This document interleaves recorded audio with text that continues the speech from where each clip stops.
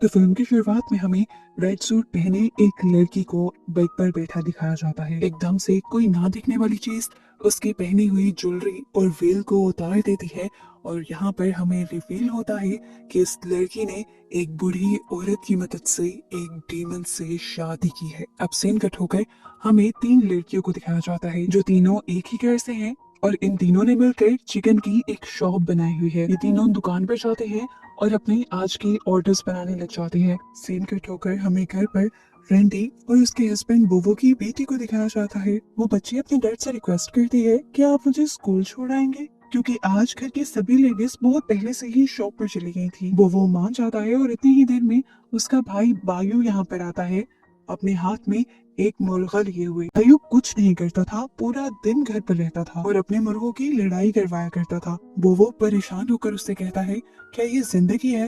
देखो तुम्हारी वाइफ को, वो प्रेग्नेंट होकर काम पर जाती है, तुम्हें क्या उस पर तरस नहीं आता? लेकिन यहाँ पर बायू बेशर्मी से कहता है कि मैं जो कर रहा हूँ वो एक बहुत बड़ी इन्वेस्टमेंट है, एक दिन हम इसी से अमीर होंगे। सभी लोग नाश्ते के टेबल पर इकट्ठा हो जाते हैं जहाँ पर बोबो की मॉम बहुत ज्यादा गुस्सा हो रही थी रेंटी से, क्योंकि रेंटी की ड्यूटी थी सभी लोगों के लिए नाश्ता बनाने की और वो आज नाश्ता बनाए बगैर ही अपनी शॉप पर चली गई थी। इनकी बहस के दौरान ही वो तीनों घर वापस आ जाते हैं और लेडीज सिटी को तो प्यार करती हैं और उसके बजाय रेंटी को डांटती हैं जिसने शॉप पर भी बहुत ज्यादा काम किया था। उनको लगता था कि रेंटी जितने भी बाहर के काम कर ले, जितना भी पैसा कमा ले, जो उसकी घर की ड्यूटीज हैं वो उसे ही पूरी करनी है। हालांकि सिटी जो भी रेंटी की ही तरह थी, उन्हें तो वो कुछ भी नहीं कहती थी। रेंटी और सिटी दोनों ही उनके बेटों की वाइफ थी और तीसरी लड़की उनकी बेटी थी। रेंटी को बुरा भी लगता है, लेकिन वो अपने मूड को साइड पर रखकर इन सब के लिए नाश्ता बनाने के लिए चली जाती है और यहाँ पर गीता को कहती है कि तुम मेरी बेटी को स्कूल छोड़ाओ। ओल्ड लेडी एक और मर्तबा रेंटी के ऊपर गुस्सा हो जाती है कि क्या तुम अपनी बेटी को स्कूल भी नहीं छोड़कर आ सकती? तो यहाँ पर रेंटी उसे जवाब देती है, असल में मुझे बोवो को उसके काम पर भी छोड़ना है और उसके बाद अपने चिकन का ऑर्डर भी डिलीवर करने जाना है। अगर मैं उसे स्कूल छोड़ने चली जाती तो सभी काम लेट हो जाते। इतनी ही देर में अब बोवो भी बाहर आ जाता है। वो कुछ पैसे अपनी मॉम को यानी ओल्ड लेडी को देता है और अपने कुछ सेविंग्स वो बायू को दे देता है ताकि उसकी प्रेग्नेंट वाइफ को कोई मसला ना हो। खैर अब रेंटी और बोवो दोनों अपने काम के लिए निकल जाते हैं। रेंटी उससे कहती है, मुझे बहुत बुरा लगता है जब मॉम मेरे बिजनेस के बारे में इतनी उल्टी सीधी बातें करती हैं। मैं घर के कामों के अलावा इतना एक्स्ट्रा काम करती हूँ, किस लिए? ताकि हमारी फैमिली अच्छे से चल सके। मेरे और आपके अलावा घर में कोई काम नहीं करता, उसके बावजूद मॉम मुझे थोड़ा सा भी प्यार नहीं करती और ना ही अप्रिशिएट करती है, बल्कि हर वक्त उन्हें ऐसा ही महसूस होता है जैसे मैं सिटी के साथ ज्यादती करती हूँ। घंटी इस चीज से भी गुस्सा थी कि जब मॉम उसे डांटती थी तो बोवो उन्हें कुछ भी नहीं कहता था। ये भी नहीं कहता था कि मेरी वाइफ अच्छा काम करती है। बोवो यहाँ उससे माफी मांगता है और एक और मर्तबा रिक्वेस्ट करता है कि तुम्हें मेरी फैमिली के साथ ही एडजस्ट करना पड़ेगा। रेंटी कहती है, ये भी मैं कर लूंगी, लेकिन इसके बदले मुझे कुछ मिले तो सही, कम से कम तुम मेरे लिए स्टैंड तो लिया करो। ऐसे ही बातें करते करते ये लोग पोर्ट पर पहुंच जाते हैं जहाँ पर बोवो काम करता था। बोवो को ड्रॉप करने के बाद रेंटी को अपने काम पर जाना था और चिकन डिलीवर करने के बाद जैसे ही वो घर वापस लौटती है तो देखती है कि उसकी मॉम रो रही थी और सिटी उन्हें हौसला दे रही थी। वो इन दोनों से पूछती है, आखिर क्या हुआ, आप दोनों क्यों रो रही हैं? बस उसका ये कहना था कि मॉम गुस्से से उसके ऊपर भड़क पड़ी। उन्होंने दोबारा रेंटी को डांटना शुरू कर दिया, लापरवाह और पता नहीं क्या क्या बोला और फिर जाकर उन्हें बताया कि उसकी बेटी का एक्सीडेंट हो गया था। ये सुनकर तो रेंटी की जान ही निकल गई और वो उल्टे कदमों हॉस्पिटल पहुंची। हॉस्पिटल में जाते ही उसे गीता मिलती है जो उससे माफी मांगती है कि ये सब मेरी ही गलती है, असल में मैं ही नीना को स्कूल से पिक करना भूली थी। देर होने पर वो जब खुद घर पर आने लगी तो कार से उसका एक्सीडेंट हो गया। रेंटी ये सब सुनकर और भी ज्यादा टूट जाती है। वो डॉक्टर के पास जाती है और उनसे नीना की कंडीशन पूछती है। डॉक्टर बताती है कि नीना की हालत बहुत ही ज्यादा बुरी है। रेंटी उनके सामने रोने लग जाती है और उनसे भीख मांगती है, प्लीज मेरी बेटी को ठीक कर दी, इसके लिए चाहे जितना भी पैसा लगे या जो भी सर्जरी करनी पड़े आपको। डॉक्टर्स उसे हौसला देती हैं और उसे प्रेयर करने को कहते हैं। वेंडी अब बेचारी अकेले ही हॉस्पिटल में बैठी हुई थी। वो इतनी ज्यादा परेशान थी कि उसे देखकर एक बूढ़ी औरत उसके पास आई जिसका नाम उटारी था। वो रेंटी को कुछ खाने को देती है और कहती है, मैं जानती हूँ तुम अपनी बेटी की वजह से परेशान हो, इसीलिए तुमने सुबह से कुछ भी नहीं खाया। रेंटी हैरान होती है, उसने तो इस औरत को नहीं बताया था उसकी बेटी के बारे में, लेकिन खैर वो उसे कुछ कहती नहीं। अब उटारी नाम की ये ओल्ड लेडी उसे एक पेपर देकर जाती है और उसे कहती है कि अगर तुम्हारी बेटी का इलाज यहाँ से ना हो सके तो तुम इलाज के दूसरे तरीके भी सोच सकती हो। ये कहकर वो वहाँ से चली गई। रेंटी को बताया जाता है कि उसकी बेटी को बचाने के लिए उसकी एक बहुत बड़ी ब्रेन सर्जरी करने की जरूरत है, जिसके लिए बहुत सारे पैसे चाहिए होंगे। रेंटी के पास जितनी सेविंग्स थी ब्रेन सर्जरी के लिए वो कम थी। वो अपनी गाड़ी भी सेल करने का डिसाइड करती है, लेकिन पैसों का बंदोबस्त अभी भी पूरा नहीं हो रहा था। इसीलिए वो घर जाकर सभी लोगों से घर बेचने की रिक्वेस्ट करती है, तो मॉम और भाइयों ऐसा करने से मना कर देते हैं। मॉम तो उल्टा रेंटी को ही डांटने लग जाती हैं। वो उसे रिस्पॉन्सिबल ठहरा रही थी उसकी बेटी के एक्सीडेंट के लिए, कहते हुए कि तुमने बिजनेस में ध्यान देते देते अपनी बेटी को बिल्कुल ही छोड़ दिया। रेंटी के घर वालों में से कोई भी उसकी बेटी के लिए कुछ करने को तैयार नहीं था। रेंटी अपने हस्बैंड से भी कांटेक्ट नहीं कर पा रही थी क्योंकि उसकी जॉब बीच समुद्रों में शिप पर थी। यहाँ तक कि बायो रेंटी की ही हस्बैंड की सेविंग्स भी उसे देने से मना कर देता है, ये कहते हुए कि वो उसकी वाइफ के काम आएंगी। जब रेंटी कोई भी रास्ता नहीं निकाल पाती तो उसे हॉस्पिटल वाली वो औरत याद आती है जिसने उसे वो पेपर दिया था। रूम में आकर जल्दी से वो उस पेपर को निकालती है और उस ओल्ड लेडी से कांटेक्ट कर लेती है। ये औरत पैसे देकर रेंटी की मदद नहीं करने वाली थी। ये औरत असल में जादू करनी थी, जो रेंटी से गौरी नाम के एक रिचुअल का हिस्सा बनने को कहती है। वो कहती है कि इस रिचुअल में तुम्हारी शादी डीमन से करवाई जाएगी और एक मर्तबा तुम्हारी शादी डीमन से हो गई तो समझो तुम्हारे सारे मसले खत्म, तुम्हारी बेटी भी ठीक हो जाएगी, तुम्हें जो कोई भी तंग करता है वो सारे मसले भी तुम्हारे खत्म हो जाएंगे। रेंटी को डर भी लग रहा था और उसे सब गलत भी लग रहा था, लेकिन क्योंकि कोई दूसरा रास्ता उसके पास नहीं था तो वो उस रिचुअल के लिए मान गई। ये रिचुअल करने के लिए पहले विच बहुत सारी तैयारी करती है, अपने हाथों से रेंटी को नहलाती है और उस पर कुछ पढ़ती भी है। फिर रेंटी के मुंह में कच्चा चिकन का लिवर डाल देती है और उसके बाद उसे खूबसूरत सा तैयार करती है। ये सब करने के बाद वो उसे अच्छे से सजी हुई एक रूम में ले गई जहाँ पूरा फ्लोर मोगरा फ्लावर्स से ढका हुआ था। ये विच रेंटी से कहती है कि यहाँ पर तुम अपना पूरा जिस्म डीमन को दे देना और फिर तुम्हारे सारे मसले खत्म। इस टाइम वो डीमन की ब्राइड बन चुकी थी, उसकी शादी हो गई थी डीमन से। इस टाइम पर वही सीन दिखाया जाता है जहाँ से मूवी शुरू हुई थी। कोई ना दिखने वाली चीज रेंटी के ऊपर से कपड़े और उसकी ज्वेलरी उतारती है और फिर उसके ऊपर हावी हो जाती है। बाहर खड़ी हुई विच ये सब कुछ देख रही थी और बहुत ही ज्यादा खुश हो रही थी। जैसे ही ये सब कुछ खत्म होता है तो विच रेंटी के पास आती है और उसे कुछ चीजें देते हुए कहती है, आज से तुम्हें हर हफ्ते बाद जरूर उस डीमन को चिकन का लीवर देना होगा। आज रेंटी के लिए विच ने काम खुद कर दिया था, लेकिन आज के बाद रेंटी को ये खुद करना होगा। अब हमें अगले दिन घर का सीन दिखाया जाता है जहाँ पर बायू बहुत ज्यादा परेशान था क्योंकि उसका एक रूस्टर गुम हो चुका था। इतनी ही देर में बायू को उसकी मॉम बुलाकर कहती है कि मुझे हॉस्पिटल ले जाओ, मुझे नीना से मिलना है। लेकिन बायू इस टाइम मूड में नहीं था और सिटी को तो वैसे ही गुस्सा आया हुआ था क्योंकि रेंटी के ना होने की वजह से घर के सारे काम उसे करने पड़ रहे थे। इनकी इन्हीं बातों के दौरान एकदम से कार आकर उनके घर के आगे रुकती है, जिसमें से नीना निकलकर खुशी से अपनी ग्रैंड माँ के पास आ जाती है, जहाँ ग्रैंड माँ उसे देखकर इतनी ज्यादा खुश थी कि नीना बिल्कुल ठीक हो गई पहले की तरह। वहीं पर सिटी हैरान थी कि नीना का इस तरह एक दिन में ठीक हो जाना मेडिकल से कम नहीं था। वो सोच में पड़ जाती है कि रेंटी ने ऐसा क्या किया कि उसकी बेटी बिल्कुल ठीक हो गई।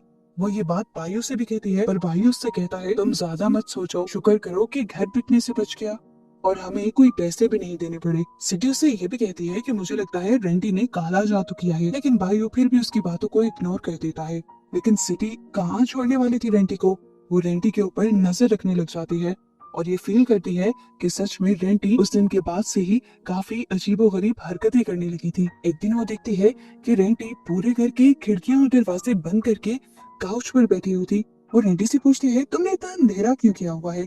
इतनी देर में डोर पर बेल होती है और जब वो बाहर का दरवाजा खोलने के लिए जाती है तो वहाँ पर कोई और नहीं बल्कि रेंटी और उसकी बेटी ही थे। सिटी डर गई, उसने पीछे मुड़कर देखा तो पहले वाली रेंटी उसे अजीब डरावनी सी स्माइल देते हुए वहाँ से चली गई। सिटी हैरान हुई, इन दोनों को यहाँ पर छोड़कर वो उस दूसरी रेंटी को देखने के लिए उनके पीछे गई, लेकिन अब तो वहाँ पर कोई भी नहीं था। ये सारी बातें उसे डरा गई थी। इसीलिए वो ये सारी बातें गीता से भी डिस्कस करती है कि उसने एक ही टाइम पे घर में दो रेंटी को देखा है। यहाँ तक कि सिटी तो गीता को ये भी बताती है कि जिस दिन से नीना हॉस्पिटल से वापस आई है उसी रात से रेंटी काफी अजीबोगरीब हरकतें कर रही है। गीता को उसकी किसी भी बात पे यकीन नहीं हो रहा था। उसे लग रहा था कि जैसे सिटी पहले भी रेंटी के बारे में ऊटपटांग की बातें करती रहती है, अभी भी वैसे ही कर रही है। इतनी देर में वो लोग दिखते हैं कि रेंटी नहाने के लिए चली गई है और स्थिति गीता से कहती है, देखो आज से पहले रेंटी कभी रात में नहाई। गीता उससे कहती है, छोड़ दो रेंटी की जान और चलो अपने कमरे में। तकरीबन 1 घंटे बाद बायू जब घर वापस आता है तो वो सिटी को नूडल्स बनाने को कह देता है। सिटी उठकर किचन में जाती है तो वहाँ पर एक मेंढक को देखकर उसे बहुत ही ज्यादा अजीब लगता है। वो मेंढक आकर उसके पैन के अंदर भी गिर जाता है और उसे निकालने के लिए वो फोक से उसे स्टैब करके मार देती है। और जब बाहर गिराने जाती है तो देखती है कि अभी तक रेंटी वॉशरूम में ही थी। वॉशरूम में से अजीबोगरीब आवाजें आ रही थी, जैसे रेंटी वॉशरूम के अंदर किसी के साथ खेल रही हो। डोर के होल से वो जब वॉशरूम के अंदर देखती है तो सच में रेंटी अजीबोगरीब हरकतें कर रही थी। उसी होल के जरिए वो रेंटी की वीडियो भी बना लेती है और अपने सभी कॉन्टेक्ट्स में सेंड कर देती है। इस बात से अनजान रेंटी जब सुबह मार्केट में जाती है तो सब लोग उसे देखकर हंस रहे थे और उसका मजाक बना रहे थे। रेंटी को बहुत ज्यादा गुस्सा आ जाता है और जिस नाइफ से वो चिकन बनाती है उसी नाइफ को पकड़कर वो सिटी को मारने के लिए उसकी तरफ बढ़ती है। यहाँ सिटी उससे डरकर ये तो मान जाती है कि वो वीडियो बनाने वाली वही है, लेकिन ढीठ बनते हुए उससे सॉरी नहीं कहती, बल्कि उससे उल्टा ये कहती है कि पिछले कई दिनों से तुम्हारी हरकतें बहुत खराब हैं। मैं तुम्हारी सच्चाई सबके सामने लाना चाहती थी। सब तुम्हें शरीफ समझते हैं, लेकिन तुम हो अंदर से क्या और क्या करती हो। सुनकर रेंटी को और ज्यादा गुस्सा आ जाता है। उसकी आंखें किसी डीमन की आंखों में बदल जाती हैं और वो सिटी के गले पर स्टैब करने ही वाली होती है कि गीता आकर उसे रोक देती है। खैर रात हो जाती है और हम इन सबको घर पर देखते हैं। वायु आज रात भी देर से घर आता है और सिटी को नूडल्स बनाने के लिए किचन में भेज देता है। सिटी जब किचन में जाती है तो देखती है कि नूडल्स पहले से ही बन रही थी। वो हैरान थी कि नूडल्स किसने बनाई। वो पीछे मुड़ी तो उसके पीछे अजीब सी हालत में रेंटी खड़ी थी जो उसे क्रीपी स्माइल दे रही थी। सिटी उससे डर जाती है। अब रेंटी उसे साइड पर कर उसी उबलते हुए पानी में हाथ डालती है और उसके अंदर से एक फ्रॉग निकालकर उसे कच्चा चबा जाती है सिटी की आंखों के सामने। ये देखकर सिटी बहुत ज्यादा परेशान हो जाती है और जल्दी से भाइयों को उठाने के लिए जाती है, लेकिन उसने देखा कि अब जो बिस्तर पे था वो भाइयों नहीं था बल्कि रेंटी ही लेटी हुई थी, जो एकदम से उसके ऊपर हमला करके उसे नीचे गिराती है और उसका गला दबाते हुए उसे मार देती है। जिसके बाद वो उसका पेट अपने हाथ से चीरते हुए उसका लिवर निकाल के खा लेती है और फिर उसे ऐसे ही मरता हुआ छोड़कर यहाँ से चली जाती है। असल बायू सुबह में घर लौटता है। गीता उससे कहती है, जाकर अपने रूम से सिटी को उठा लो, हमें मार्केट भी जाना है। बायू जब रूम में जाता है तो सिटी रूम में नहीं थी। वो उसके लिए परेशान हो जाता है और उसे पूरे घर में ढूंढता है। जब उसे नहीं मिलती तो मॉम उससे कहती है, क्या पता सिटी अपने पेरेंट्स के घर चली गई हो रेंटी के साथ लड़ाई के बाद। अब क्योंकि सिटी नहीं मिल रही थी इसके पीछे भी गलती मॉम को रेंटी की लगती है और वो रेंटी को डांटने लग जाती है। तब गीता रेंटी को सपोर्ट करती है और कहती है कि रेंटी ने ऐसा कुछ नहीं किया, पहले सिटी ने ही उसकी गलत वीडियोस बनाकर वायरल की हैं। सिटी को ढूंढते हुए ही बायू बाहर जब जाता है तो देखता है कि आज उसके काफी सारे रोस्टर्स भी कम हो गए थे। वो परेशान हो जाता है। अब अगली रात हमें दिखाया जाता है कि रेंटी दोबारा नहाने के लिए जाती है। बिखरे बाल और लाल आंखों के साथ वो डरावनी अंदाज में अपनी बेटी से भी कहती है, क्या तुम भी मेरे साथ नहाओगी। ये देखकर उसकी बेटी बहुत ज्यादा डर जाती है और गीता से कहती है कि क्या आज मैं आपके रूम में सो जाऊं। गीता मान जाती है। अब अगली सुबह पहली मर्तबा उस दिन के हादसे के बाद हम रेंटी को नॉर्मल देखते हैं। सुबह होने पर रेंटी अपने घर के बैकयार्ड में जाती है तो वहां पर उसे सिटी की लाश दिखती है। ये देखकर वो डर गई। उसे समझ आ गई कि ये सब कुछ जो हो रहा है उसी विच की वजह से हो रहा है। डरते हुए वो विच के पास आई और उसने विच से पूछा कि आखिर ये सब चल क्या रहा है। उस विच ने बड़े ही आराम से उसे बताया कि डीमन अब तुम्हारी बॉडी के अंदर रहने लगा है क्योंकि उसने तुमसे शादी कर ली है और अब क्योंकि तुम उसकी ब्राइड हो तो जो कोई भी तुम्हें नुकसान पहुंचाने की कोशिश करेगा या तुम्हें बुरा भला कहेगा डीमन उसे मार डालेगा। ये सुनकर रेंडी दुख में चले जाती है और विच से कहती है कि अब बस मैं और बर्दाश्त नहीं कर सकती, मैं अपनी फैमिलीज में और प्रॉब्लम नहीं देखना चाहती। तो यहाँ पर विच से कहती है, तुम जो मर्जी चाहो या जो मर्जी कर लो, तुम अब हमेशा के लिए डीमन की ब्राइड रहोगी। रेंटी दुख में रोते रोते घर वापिस आ गई। सीन कट होकर हमें रात में भाइयों को दिखाया गया, जो जब रात में रूस्टर्स की लड़ाई करवा रहा था, तब उसे लोगों में खड़ी हुई खून से लथपथ सिटी दिखाई देती है। वो सब कुछ छोड़कर सिटी को देखने के लिए उसके पीछे चला जाता है, लेकिन वहाँ कोई भी नहीं था। वो वापस आया तो उसे पता चला कि वो अपनी गेम भी हार गया है और वो अपना रूस्टर अब घर भी नहीं ले जा सकता। आज पहली प्रतिभाव से हारने का दुख नहीं हुआ था, क्योंकि वो परेशान बहुत ज्यादा था। घर आया तो उसे अपने इर्द गिर्द अजीब चीज दिखाई दी। वो अजीब चीज उसे एक गड्ढे के पास ले गई, जहाँ पर उसे अपनी वाइफ सिटी की मरी हुई लाश देखने को मिली। ये देखकर वो टूट गया। उसने आते ही रेंटी का गला पकड़ लिया और रो रो कर उससे पूछने लगा कि आखिर क्यों क्यों मारा तुमने सिटी को, क्या बिगाड़ा था उसने तुम्हारा। वो टूट चुका था। रेंटी उसे कहती है ये सब मैंने नहीं किया, तो वो उसे उसकी शर्ट दिखाता है और कहता है मैं जानता हूँ ये तुमने ही किया है। अब मॉम, जिन्हें सबसे ज्यादा अपने घर की इज्जत ही परवाह थी, वो भाइयों को समझाती हैं, देखो ये बात घर से बाहर नहीं निकलनी चाहिए। अगर किसी को पता चल गया कि हमारे घर की लेडीज किलर है, तो लोग बहुत बातें बनाएंगे। बेहतर यही है कि चुपचाप तुम अपनी वाइफ को दफना दो। भाइयों अपनी मॉम की बात मानते हुए ऐसा ही करता है और अपनी वाइफ को दफना देता है, किसी को भी बताए बगैर। जब वो ऐसा कर रहा था, तब उसने देखा कि रेंटी उसकी रूस्टर्स के पास जा रही है। उसने जल्दी से उसका पीछा किया तो एकदम से रेंटी ने उसे उठाकर दूर उछाल दिया। वायु दूर जाकर गिरा। रेंटी ने उसके बाद उसे बिना छुए उसकी दोनों आंखें बाहर निकाल दी और फिर उसे ऐसी जगह पर गिराया कि ऊपर से चीजें और शटर टूटकर उसके ऊपर गिरने लगी और वो वहीं पर मर गया। घर के अंदर गीता की आवाज रेंटी की चीखों से खुली, क्योंकि रेंटी अब होश में आ गई थी और इस टाइम वो बायु की लाश के पास खड़ी हुई थी। गीता ये सब देखकर बहुत ज्यादा डर जाती है।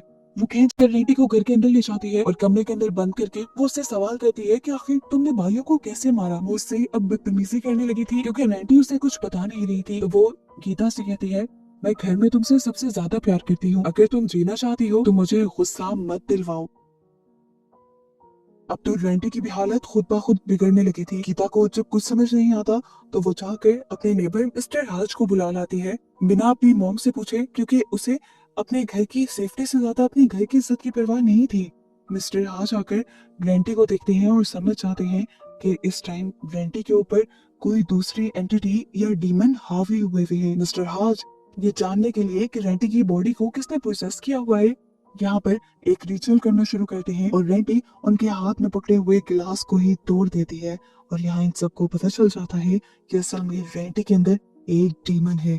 मिस्टर हाज डर के यहाँ से जाने लगते हैं और जाने से पहले वो गीता से कह देते हैं कि सब कुछ ठीक हो जाएगा अगर तुम प्रे करो। उसने अभी दरवाजा बंद ही किया था कि अपने रूम में बंद रेंटी यहाँ पर आ गए और उसके कान में बोलने लगी तुम इस सब से दूर रहो अगर तुम्हें जिंदा रहना है। अगली सुबह दिखाया गया कि रेंटी के हस्बैंड बोवो भी घर आ चुके थे, जिन्हें गीता और उसकी मॉम सारी कहानी बताती हैं, लेकिन वो किसी भी चीज पर बिलीव करने से इनकार कर देता है।